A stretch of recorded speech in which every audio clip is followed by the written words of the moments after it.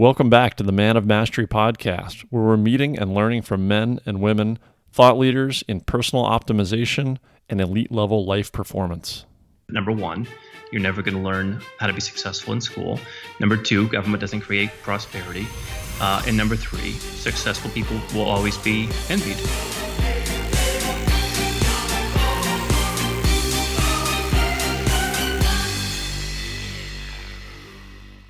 Welcome back to the Man of Mastery podcast. Today is episode 13 with Andrew Henderson of the Nomad Capitalist. Andrew's a really intriguing, creative, and in some ways controversial thinker. Today he's going to talk to us about international opportunities in banking, investing, living, real estate, and even citizenship. So here on the Man of Mastery podcast, we talk about optimizing life and performance. I often talk about 6 pillars of performance, and one of those I call work and wealth. So that involves career, investing, we think ahead to retirement, financial freedom, and flexibility. And my network in this community is pretty international. I know a lot of people that are in professional service businesses, businesses that are virtual, remote, or otherwise location independent. So today's guest is really topical and timely. Andrew Henderson is a consultant, speaker, and author of the Nomad Capitalist. He's spent the last decade plus personally experiencing and finding the best places to live, work, and invest in the world. He's visited 90 plus countries in search of opportunity. I recently read his book. It's fascinating in terms of ideas and again, here on the Man of Mastery community, we like actionable ideas, which Andrew has. And he also touches on some things that are near and dear on mindset, addressing fear. I will say going in, just a few words of warning. This is definitely not for those who are 100% happy with the status quo and approach things with a herd mentality. I would say this episode is for those interested in challenging convention a bit. You have to believe that opportunity is out there and considering a contrarian perspective. And I would also just add as a caveat, I am not, nor is Andrew, I believe, a tax or legal expert. This is not advice. This hopefully is some creative thinking and some ideas that we can all consider for live, work, play, and invest. So with that, I would say welcome, Andrew, and thanks for being here. My pleasure. Greetings from the Montenegrin coast here. Yeah, fantastic. Beautiful area. I've looked it up. Croatia up the coast there from you is certainly on my vacation wish list. But since looking into Montenegro, I'm adding that as well. Looks like a fantastic place you found there. Well, it's a great place, and as we say here, go where you're treated best. This is a great place to spend the non-winter months. Ticks a lot of the boxes, but really excited to be with you, and I know a lot to get into. Yeah, absolutely. Maybe start with a bit of the origin story on how you ended up. Yeah, I grew up in the Midwest United States, and that's the reason that I primarily work with people who are from the U.S. and from similar kinds of countries, Canada, the U.K., et cetera. Here's the interesting thing. You go to India, you go to China, you go to so many places, including probably part of Montenegro, Serbia, even here in Southeast Europe. These ideas are pretty unremarkable in a sense. People are migrating. They're going where they're treated best. They're going where jobs are.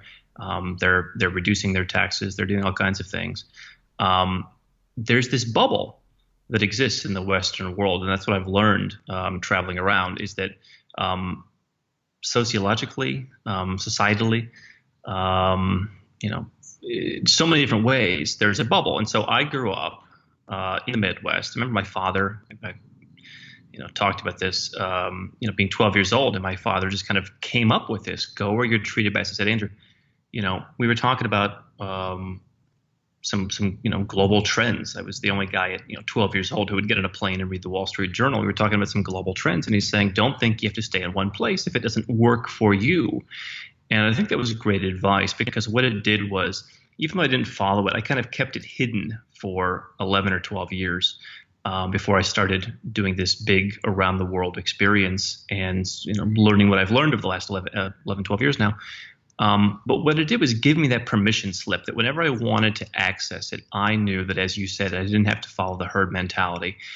I I come from a background of people who were successful. I was given zero, but what I was given was financial literacy and a mindset that understood that, number one, you're never going to learn how to be successful in school. Number two, government doesn't create prosperity. And number three, successful people will always be envied. And I think that knowing those things set me up for to be a little bit ahead of the curve, because the reality is, look at the United States right now, look at the Western world right now. There is no more respect for people who create wealth and create value in society. It just doesn't exist anymore. Politically speaking, it is dead. It is not good to be successful. And on top of that, as you said, people are afraid to not only leave their country, leave their city, leave their state in some places, because they think that somehow all their money's going to get stolen. They're going to get beaten up and thrown in the trunk if they do. And so I'm here to say that's not the case, and that's what the book says. Interesting. Yeah, I love the tagline. Now, I think you introduced somewhere in the book, Tim Ferriss has become a very big name, and his book 4 Hour Workweek, very popular, and it introduces maybe version 1.0 of some topics, and I believe you talk about in terms of what you just introduced, taking that maybe to the next level, and maybe a question along with that introduction of a topic is, I think here we really embrace, or we say we embrace, capitalism. And yet that seems to be a little bit, maybe in perception, at odds with some of your concepts of go where you're treated best, which may be another country or some other part of the world, an international opportunity. Can you speak to that a bit? Well, I mean, here's the interesting conversation. I have this with people all the time. I have, friends from, people I spend time with from so many places, from Russia, from Eastern Europe, from Asia, from places. And people say, oh, our country is very corrupt. They want to go to the United States. The United States is actually a very corrupt country. It's going to cost $1 billion to be elected president next time. Where does that money come from? It's not coming from $17 at a time sent to Bernie Sanders. It's the election system in the United States, whether it's for president, whether it's for Senate, for Congress, for whatever, is largely funded by money, which is essentially legalized bribery. So we can take shots at other countries all we want. I mean, where I'm going to places like Georgia, one of the 5 or 6 most transparent countries in the world right now, where they've made great steps to not only surpass the U.S., not only meet the U.S. standards, but to far surpass them. So I think that a lot of times people just assume like we're number one at everything. So it's hard to go where you're treated best if you think where you are is already number one, but really it's not. I think that to the point of 4 Hour Workweek 2.0, I did use that phrase to say that I read that book I guess whenever it came out, 08, 09, I was reading it, and it's very interesting. I was already in business, so the part about starting a side hustle didn't really apply to me, but the idea of hiring people overseas and lowering costs and living life the way you want appealed to me. And so, if you're just starting out, go where you're treated best could mean you're one of the people in Chiang Mai who's living cheap and cutting your costs and expanding your own runway to start your side hustle. Once you build that runway and once you become successful, what's the next step? It's having multiple passports. It's diversifying your assets around the world so that no one can just come in and take all of your money with one click. It's having companies around the world to reduce your taxes legally, not the way people did in the 70s, but legally, transparently. And so go where you're treated best evolves based on the person. But I think that for the person who's made money with a 4-hour workweek global mindset, now is the time to be diversified beyond just your own country. Right. Okay. So I think you've got several aspects of this beyond the financial, but let's hit the financial piece of it. So whether it's somebody who is starting to build a business or already has a level of success in a business, or in their investment portfolio, and maybe the typical international approach would be, hey, my wealth guys have me invested in not only domestic funds but international funds. That's my idea of diversification. You take this much further, and you mentioned tax. You mentioned, or I think you're alluding to other investment assets internationally. Is that right? Yeah, I mean, my friend Reed, who's a big investor, I mean, invests all over the world in real estate and equities and all kinds of things. I mean, he says you look at some of these U.S. based ETFs that invest in Asia, you really don't have that much Asia exposure. I mean, where he's doing very well, for example, is Cambodia. He's absolutely crushing it. Who's going to Cambodia? He's the only one who has any kind of apparatus to invest there on any kind of institutional level, really. Nobody's going investing in some of these countries because some of these countries don't even have stock markets. Yet there are other opportunities there that require more presence on the ground. And so, one of the things was me at one point kind of, advising Reed on, hey, why don't you set up this Cambodian property investment fund, because it is a pain to go there and learn how to do it, and you've been doing it for a long time. So like, why don't you help people do that? That's where I think the value is. I'm not going to shun someone or judge someone for investing in an ETF. It's a foreign ETF. I just don't think it's going to do very well. And historically, if you look at it, I mean, the Asia fund with some blue chip China stocks and some Japanese stocks and maybe a Taiwanese stock or a Hong Kong or Singapore, that's not the growth engine of the future. My approach is you have to start with what you and I talked about earlier, which is the mindset. When I'm going and putting 25 grand in the bank, in a new bank in the next couple of weeks in Armenia, I'm familiar that bank has a better capital ratio, has more liquidity than most banks in the United States, because I've done the research. I've been to Armenia. I feel comfortable with it. And I feel comfortable expanding my bank deposits there. I would feel comfortable putting another 25 and another 75 there because I've done the research. And I think people need to wrap their heads around that.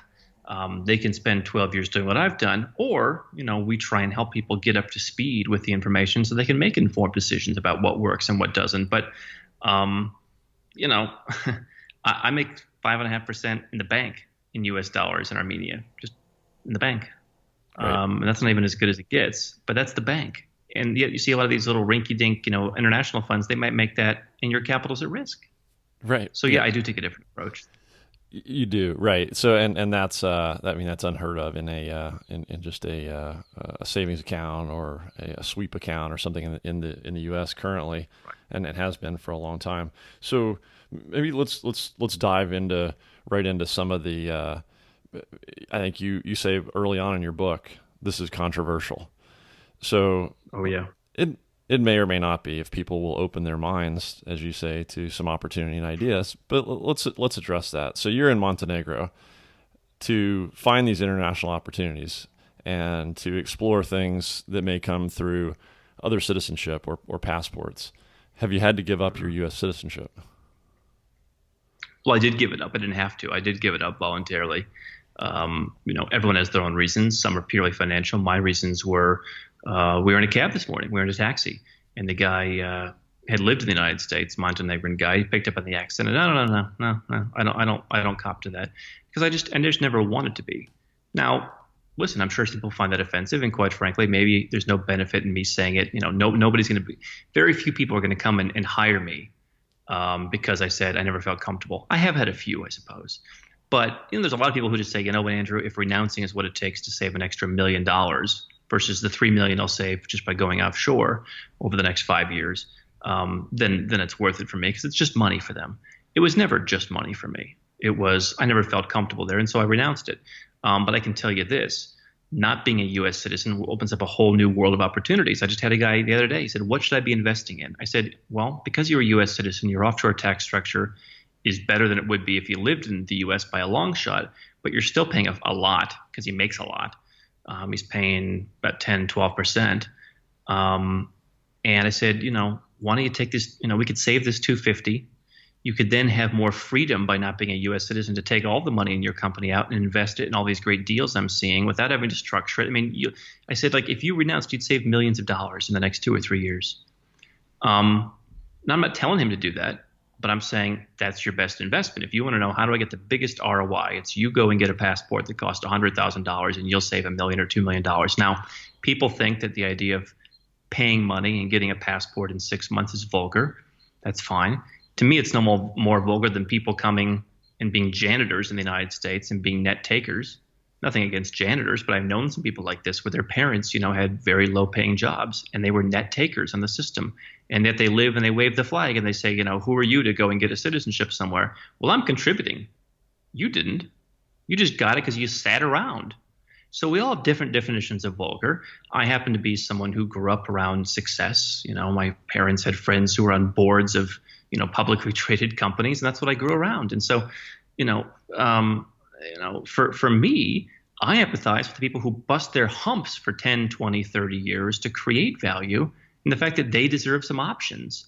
But the average person who doesn't bust their hump, who sits around blaming the man can't get ahead, they're going to have a different opinion. And I think if you're going to do this, you have to set those opinions aside, including among your own friends and family. Yeah. Okay. So let's hit that a little bit more and unpack it. So in terms of citizenship, you renounced. I didn't realize that, but you made a good point. Yeah. Is you chose to for probably some financial reasons, but other reasons as well. Now, on the other hand, I believe you have some advice and information and guidance for people who that may not be their choice or the right approach, and yet there are still international opportunities with holding only a U.S. citizenship. And then you also speak to opportunities that come from augmenting that, not renouncing it necessarily, if that's not their choice or their best option, with a second citizenship. For a lot of Americans, that may be a European option. A couple of things. Let me just clarify. If someone comes to me and we're working together because they've hired me, it's my job, to be looking out for their interests and showing them all the possibilities. I'm not telling someone they ever have to renounce. I have plenty of people. We helped a guy get U.S. citizenship recently because that actually helped him. So I'm not saying you have to renounce. There's still plenty of ways to reduce your taxes. There's still plenty of investments. It's not quite as good, but it's a lot better than what you're doing. Investing in, Southern California where prices are like a roller coaster every 10 years. But yeah. I mean, here's the thing from my perspective. Nobody would believe this. I started this because I was fascinated to see the world and I didn't feel comfortable where I was. On a social level, I didn't feel the business climate was where it was. I traveled a little bit and I saw that there must be better opportunities somewhere else. Plus, there's probably better opportunities to meet people that I'll get along with. And on that, I was right. So it wasn't about money. The money part came as I started the travels and I learned about, do I have to pay all the full taxes if I'm overseas? Oh, no. How does that work? And that it kind of developed into an expertise to where people started asking me. We started helping them. And now we've built a pretty organized system and a big business to do that. But the point is, I look at it this way. Citizenship insurance is a valuable thing if you're successful. This is why, again, it's 4-Hour Workweek 2.0. If you have $5,000 to your name, you shouldn't put all $5,000 to a citizenship insurance policy. But if you have $5 million to your name, then to me, it's no different than buying an umbrella insurance policy to go out and say, you know what?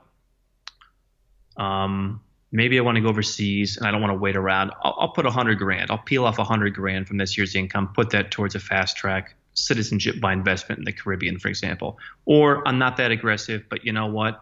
Let me go make an investment somewhere. I'll pay $20,000 in legal fees and government fees. And then 3 or 4 or 5 years, I'll come and collect my passport. And you know what? Just had a friend yesterday. I helped them get a second passport about 6 months ago. And they said, why am I getting this like very mediocre second passport? I already have a pretty good passport. And then it turns out, there's some chaos. Some places they want to travel. And I'm like, having that second passport is actually going to come in handy. Right?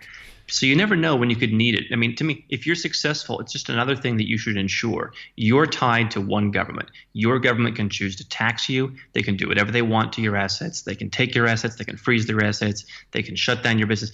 Look at China. Look at Russia. Look at so many places. Look at all over the place where governments come. If you don't have a second option, you're a sitting duck. And so both for active and insurable reasons, I think having a passport, even if you intend to keep your main passport, be that U.S. or something else, is a very valuable thing to do. And I can tell you stories of guys who I said, you probably don't need this U.S. passport. You've got 3 others.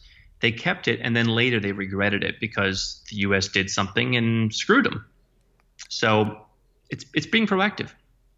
Right. I can get on board with that. So understanding that there are investment opportunities out there in the world, real estate, banking, and it could take the decade that you've spent on research and the boots on the ground approach, or go out and get an expert like an Andrew.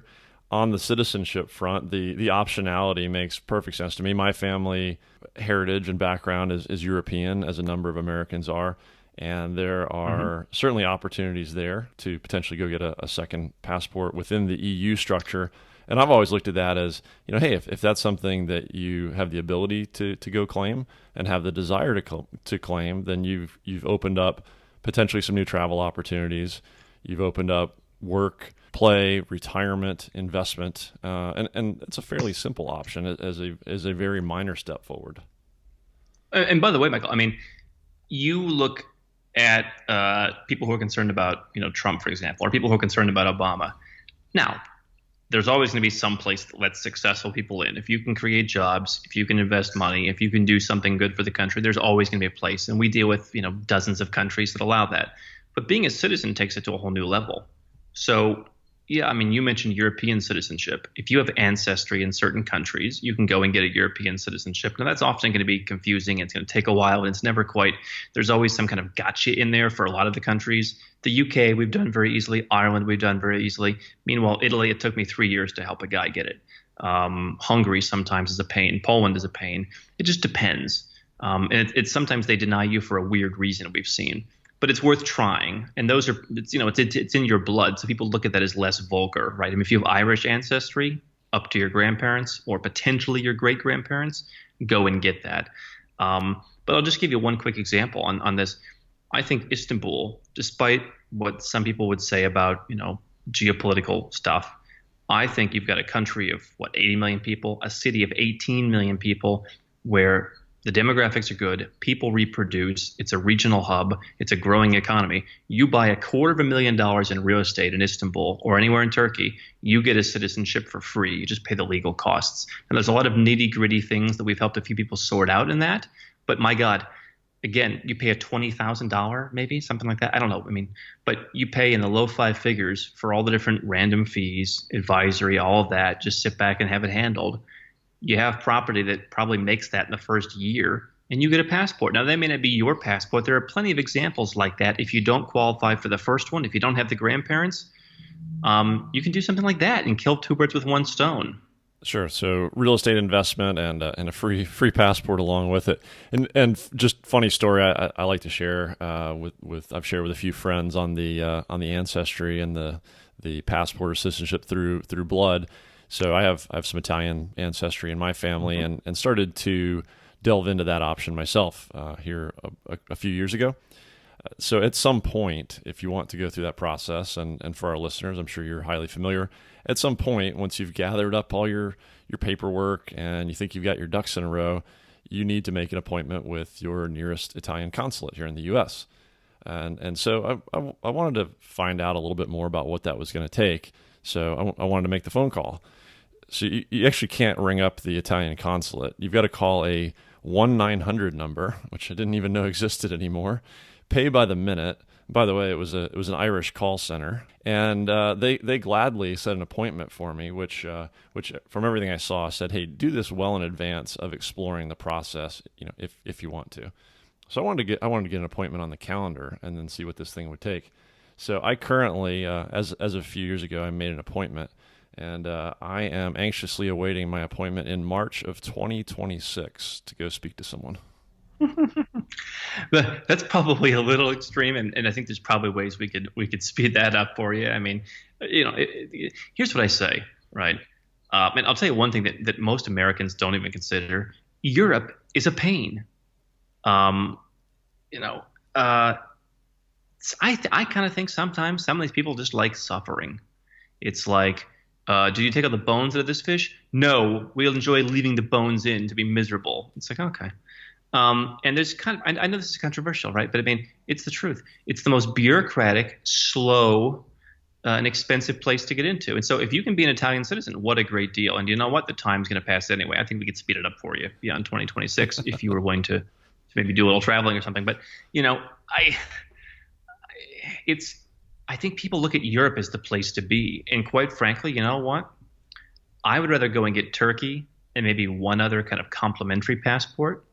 I'd rather build a portfolio because, with all due respect, listen, we all love Europe, right? But the systems, the bureaucracy, the just how everything's organized. People come and they tell me, "Oh, I want to be a European citizen," and by the time we're done with our whole diagnostic process, like, forget that. Send me to Armenia. Send me to Colombia. Send me to wherever, because they just hear it's a pain in the butt sometimes. The tax planning is more expensive. It's more confusing. So one thing I would encourage, and I'm being a little bit hyperbolic here, but one thing I would encourage is to adjust what you think of as developed world. You drive around on some of the roads in Georgia. I talk about Georgia. I talk about Malaysia. You drive around the roads in these countries. They're phenomenal. You drive around the roads in Dubai. Phenomenal. Qatar. You go to some of these places in the European Union. It's like you're on the surface of the moon. Which country is really developed? I go to bank in Georgia. I do everything online in 2 seconds. I pay every bill. It's like a joke. Right? Yeah. You go to Italy. And I think that goes back to your mindset and the fear of the unknown that you talk about.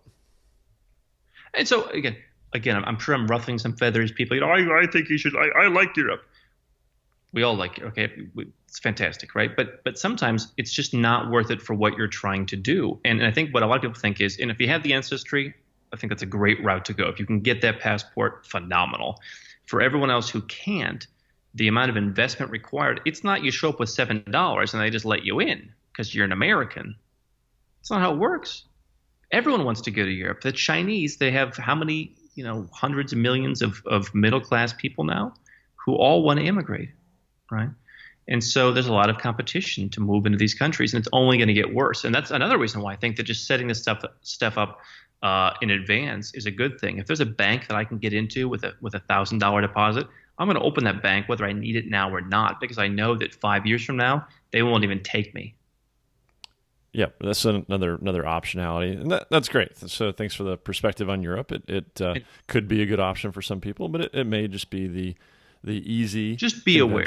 Yeah, be aware and be aware there are other options. So citizenship is one element of maybe the toolkit and the approach and opening some new doors. You mentioned briefly tax, and I think a good bit of what you touch on is around I'll call it tax arbitrage or just tax opportunity. So I mean let's hit some of the simple questions or objections. So shouldn't I pay my tax in the U.S.?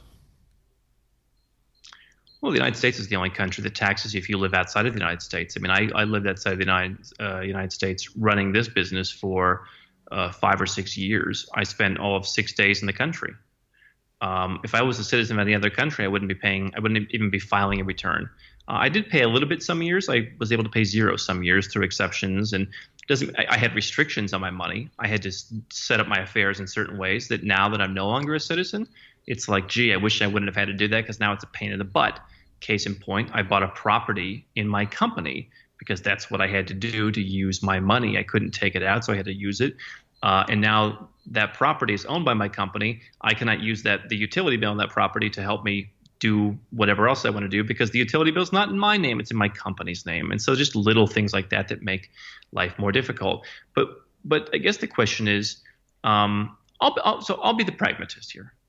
I have people who come to me every once in a while, or they come to us, they come to my team, and they say, I want to never leave the U.S. and not pay any tax. Well, gee, wouldn't we all, right? Right, sure. We can argue whether taxation is theft. We can argue if the rates are too high or the Democrats or this. Okay, fine. You know what? There is another option. You can go somewhere else. So, yeah, I think it's very unfair that because of the miracle of birth on U.S. soil, in my case, 50 miles from Canada, not too far, right? I mean, that's a pretty small difference in the scope of things, that you're somehow entitled to pay like a slave for the rest of your life. Now, I'm sure I'm winning no friends in the U.S. government by saying that. But listen, bullies don't like being called out. So if you live there full time, I would say you should follow the law. We've got a case right now where the guy's going to get to spend a bit more time than most people because he has a certain kind of investments in homes around the world that's going to help him under the U.S. tax law. So my answer is number one, if I don't live there, why should I pay? Number two, I don't make the laws. right? So the law is the law. I believe in being very legal. I come from a very ethics-oriented background, and people will argue that tax isn't ethical, therefore you should just break the law. That's not what I want to do, because at the end of the day, I care about me, and I don't want to be in jail. Um, but quite frankly, I think you should go where you're treated best, and I think people should respect you to make that decision. But there's a lot of people who've been promised a lot of free money, and they want a lot of more free money in the form of Medicare for all and free university, and they need me to pay for it. Because for as much as the average family that runs around making 52 grand a year, we're paying our taxes. No, you're not. Half of Americans pay zero federal income tax. So, if we're really going to nitpick, we should probably focus on those people who are taking services rather than me, the guy building value overseas, who is pointed out because it's politically expedient to do so. So, but wait, doesn't the U.S. have some of the lowest tax in the world? Isn't it illegal to try to reduce my tax? And doesn't the U.S. have the best education and medical care out there? It's funny because I remember when I was renouncing, I posted a picture on my social media, and I had a friend of mine from high school who became a doctor. He said, "But what are you going to do about healthcare?" And a woman who was working for him at the time, who was Canadian, she's an older woman, really sweet woman. I never would have expected she would have said that. She's like, "Dude, like, you're an idiot," like something like that. She's like, "Your healthcare is abominable." I mean, is it abominable? No. But here's the thing, by the way. The Cleveland Clinic is in the UAE now. There's all kinds of American, hospitals all over the world, JCI accredited hospitals. I go to Prince Court in Malaysia. This is like the creme de la creme. It's like walking into an art museum that's a hospital. Boomerangrad in Thailand. I mean, there's so many good hospitals around the world. India actually has some very good hospitals. I mean, it's like everyone else around the world is not dying at 26 years old. I mean, they have hospitals, and some of them are excellent. As to the lowest tax rates, I guess they're not Europe. I mean, if being able to escape with giving up a little bit less than half of your money is considered better than 60%, then I guess tax rates are low. Here in Montenegro, it's 9%, by the way. 9%. Right. I think it's quite possible to pay quite a bit more than that just to the state of California. Absolutely. Well, the state of California is like a beast unto itself. I mean, the FTB is literally the new KGB. That's basically what, they chase people down. It's not like anything I've ever seen. So step number one, if you can't get out of the U.S., at least get out of California. That franchise tax board, I had the displeasure of dealing with him one time in my life, and that was enough for the next 5 generations. But I think you're touching on something where people are patriotic, but I'm not entirely sure why. What I do appreciate about Europe is people have a great knowledge of history and what things really happened. I look at news around the world right now, and I look at what's happening with, the U.S. and Iran, and I'm sure everyone in the U.S. just says, well, whatever the U.S. government says is correct. I don't know if that's the case. What? Because you were it's really a very narcissistic thing, if I may call it out, to think that the place that you were born is so perfect and the people are so honest and they would never lie. Meanwhile, where that other guy was born, they're evil. Interesting how that works, right? And so if that's your thought pattern, then that's cool, and you can go and downvote one of my YouTube videos, and leave me a comment and, do whatever people do. But, for me, my life, I've tried to build it around constant self-analysis, self-reflection. What is it that I'm doing wrong? What can I fix? That's how you win. You can be a victim. You can just be patriotic. You can just be, you can do that. That's certainly your right. I won't be angry at you. And that's what 98% of people are going to do. But the people who really want to win at a big level should look at this. It's just another thing to examine. And you know what? Sometimes people come, they hire us, we make a lovely plan. Here's what you need to do. You know what, Andrew? We actually like living in Australia. We like our Avo toasts. We like our friends. It's worth paying $500,000 in tax a year to live next down the street from our friends and drive to the soda shop and go to the brunch place. That's what most people think, and that's cool. I'm not here to change anyone's mind.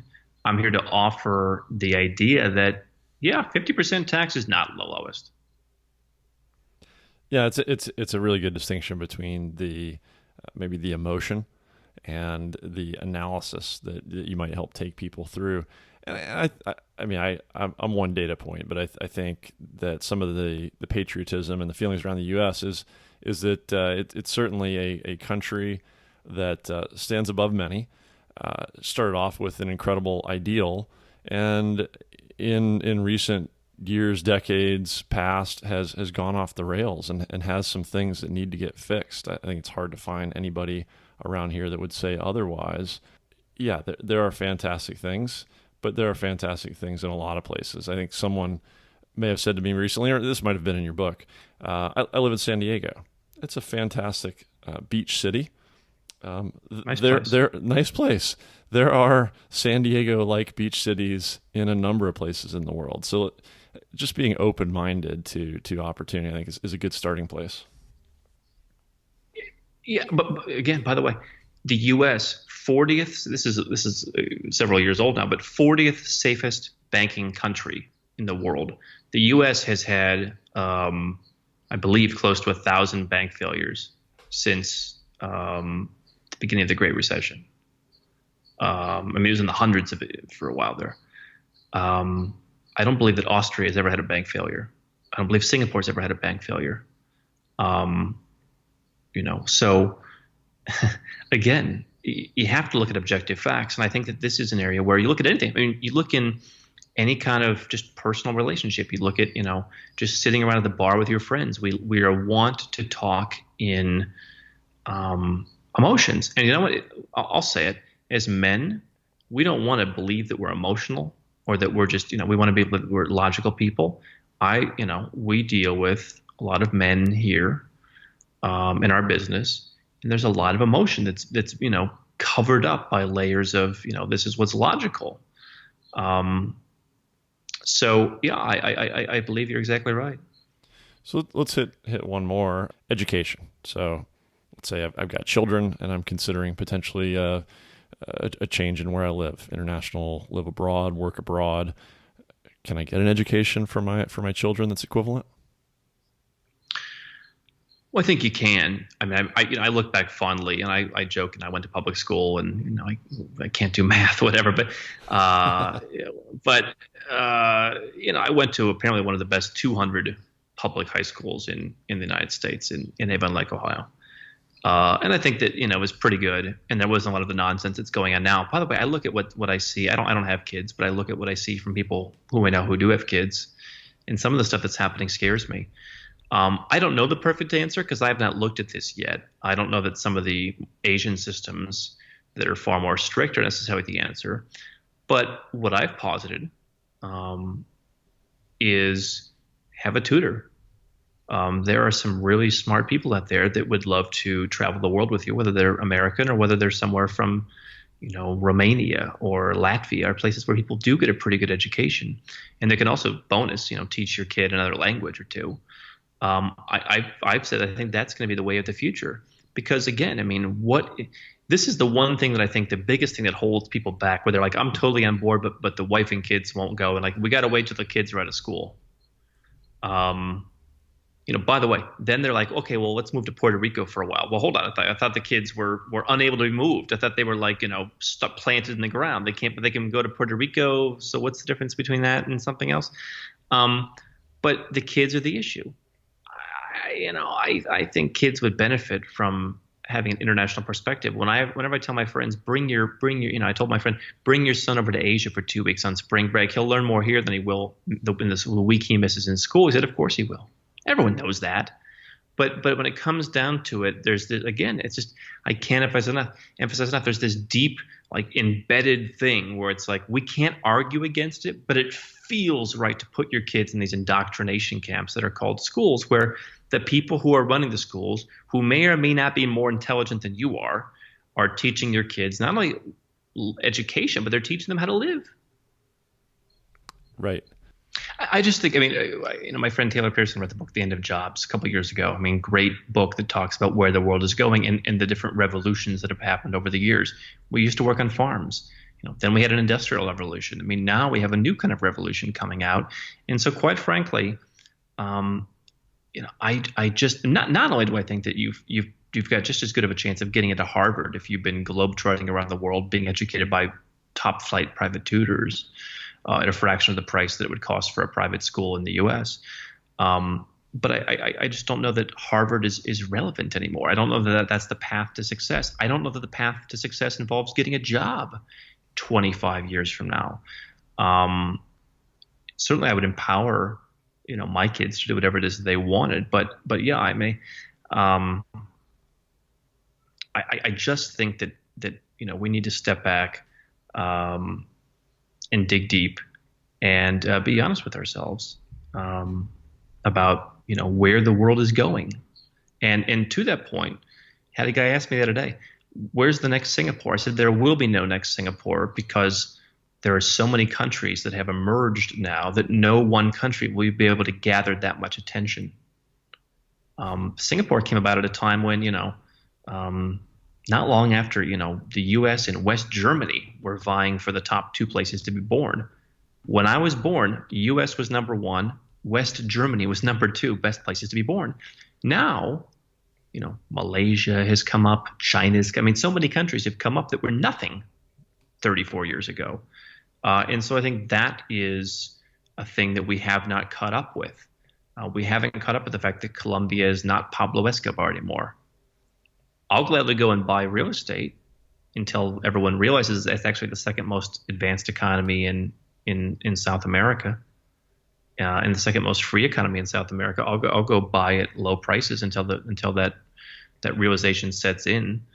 But I guess that's what I would say, Michael, is the world is one great marketing campaign. California is like drink Coke. For 50 or 60 years, it's been the place to go for beaches. And then you realize the beaches are actually better somewhere else. Right. But drink Coke still stands out in your head. Georgia never had a great winning ad campaign. That's why it doesn't stick out in your head. Right. Yeah, absolutely. So, I think all that, it really permeates your service and your ideas and your book around thinking a little more creatively, not only objectively, but breaking some convention and taking a look at what's really out there. So you talk about things like having an abundance mindset as opposed to giving into fear or maybe those marketing campaigns. And I think you talk about being decisive. So, in interest of your time, and I want to respect that. And you made some incredible points here in terms of being decisive and people getting started, taking action, or maybe wanting to learn more about the type of guidance and services that you offer. Could we go there in terms of how people reach you, how they learn more, what you can do for folks, and where to start? Here's where I'd say where to start, right? Because this is not like, do you want to double your sales? And I could just walk you through how to make a funnel, okay? This is obviously some serious stuff that you might want to dip a toe into. You want to learn about. I would say go and get the book. Shameless plug for the book. Listen, it costs $9. I've spent close to $2 million to put $9 to put it into a $9 book. Obviously, it's not going to give you your specific plan, right? I mean, you're not going to come out being like, okay, great, Marshall Islands Company, Singapore bank account, all right, going to, It's not, of course, it's not going to give you that. But I think it's going to give you a lot of the ideas to where you say, all right, here's what I'm willing to do, here's what I'm not willing to do. And maybe what you're willing to do is, all right, fine, I'm not leaving the U.S., I'm not lowering my taxes, but you know what, let me go get some of that sweet 5.5% APY in that Armenian bank. Right. And maybe that's all you do and you're better for it. And you know what? Maybe 5 years from now, you go to visit your money and you find a great deal there, or you find the love of your life or whatever. I would get the book first. If you read the book and you like it, watch some of the videos on YouTube, read some of the articles on our website, nomadcapitalist.com. There's over 2,000 of them. And then from there, if you're saying like, yes, I am a high level entrepreneur or investor, I'd like some help. You can just click on the button on our website, become a client. We've got a pretty rigorous process since I'm only one man with a team of 10 people behind me. We can only do so much. But, we can help you kind of put the pieces together. How does your tax work in the U.S.? How does it work overseas? How do you structure this? Where do you bank? Okay, where does the company go? How does the merchant processing go? Where are you going to live? Where's the passport? Are they the same place? I think a big equation here that people get confused is they think, I want to live in Europe, therefore I need a European passport. No, you don't. I had a guy who said, I'm going to buy a Malta passport for $1 million. I said, no, no, no, no. Invest $250,000 over here, get this passport for 100 grand. You're 900 grand richer, right? Because you can sell the real estate later. Right. So I think that people think like, oh, the answer is what my parents wanted to do when 1995, let's just move everything to New Zealand. Now the answer is, how can I have as many different moving pieces as possible to go where I'm treated best? Have the passport that serves you, have the residence that serves you. And I think that that's what we really help people do, is to make the most sense of those, 8 to 10 moving parts that go into their unique plan. I think you called it dipping a toe in. People will start to, as they get educated on this, start to find what feels like, at least as a starting place, their boundaries, what they're willing to consider or not. Maybe it starts as something more creative investment-wise. I'll take a look at some international real estate. I will look at banking for a better rate of return and maybe some Forex protection. And then maybe it evolves from there. So yeah, no worries on the shameless plug. The Nomad Capitalist was a great book, and I think certainly it's not prescriptive, but it does, even for me who has some familiarity with these topics, definitely opened some new ideas to me as well. And again, the thing that I can't, and I love that we're in sync on this. Really, it's like 80% of anything that you're going to do is your mindset. I tell my team, I said, it's the oldest quote in the book. If you think you can, if you think you can't, you're right. If you think it's not possible, if you've got a bad attitude about it, if you're just, whatever. Part of the book is just telling stories of what I've experienced to help you kind of get there. Because I can tell you that 12 years ago, I was pretty petrified of some of this stuff too. And I think that part of what I'm trying to do here is get people up to speed and understand their concerns, understand the vulnerabilities, to be like, all right, let me speak to that so we don't have to wait 12 years. We can just brush through a lot of the stuff that I had to sort out on an emotional level, on a mental level. That's not numbers. It's not zeros and ones. It's not tax. It's not any of that. It's just your own inner game. I think that's really important too. Yeah, absolutely. In the book, you address, you even mentioned stoicism, but you address fear, uncertainty, and that mindset. And as far as, getting started and maybe evolving, I think you even you coined something in here that you call enhance, keep, and grow. Yeah.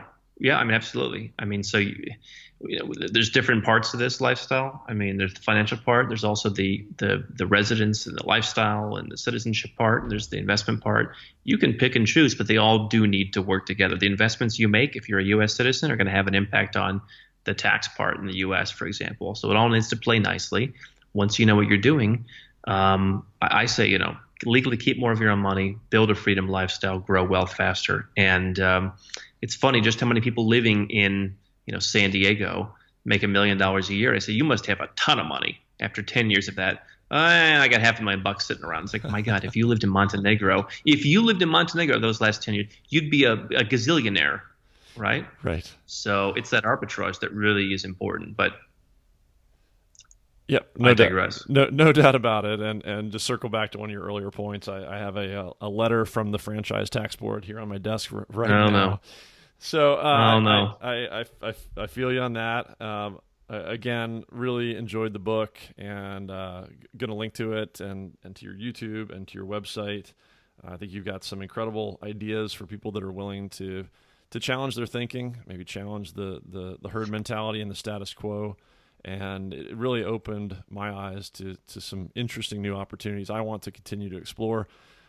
I'm sort of a step back, analyze, research myself. That's probably where I go next. And then I think you'll find me reaching out to you through your website as potentially a client for some of your advice and services as well. Well, I appreciate the kind words. I love what you're doing. I love the approach, and great to be with you. Yeah, thanks for your time today, Andrew. Really enjoyed it. Andrew really raised some interesting topics there. If nothing else, I think that this is a chance to be open-minded to intellectual discourse. Andrew's gone all in renouncing his U.S. citizenship, and that may not be for everybody, but if you are listening to this from, let's say, the U.S., this is a place where people fought very hard to found this country, and those who continue to fight to protect it. And yet some of those founding ideals these days are really at risk. So I would certainly encourage action over doing nothing, whether that's voting, whether it's voting with your dollars, or in Andrew's case, voting with your feet. There are a lot of ideas in here to consider, and certainly some tools and some concepts in his book that may also make sense in incremental steps.